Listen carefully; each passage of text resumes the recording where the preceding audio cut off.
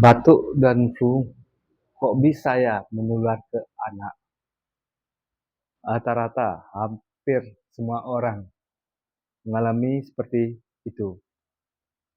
Oke, kita lihat dari karakter akhlaknya orang tua, baik itu dari ayah dan ibunya yang suka menggosip, menggibah, bahkan lisannya tidak ada manfaat sama sekali. Dari situlah genetik anak tadi mengikuti ayah atau ibunya. Dan itu adalah teguran dari Allah kepada orang tuanya, ayah atau ibu. Jadi, buat orang-orang tua dari sana yang mengalami batuk dan flu, segeralah bertobat, perbanyak istighfar, berminta maaflah kedua pasangan.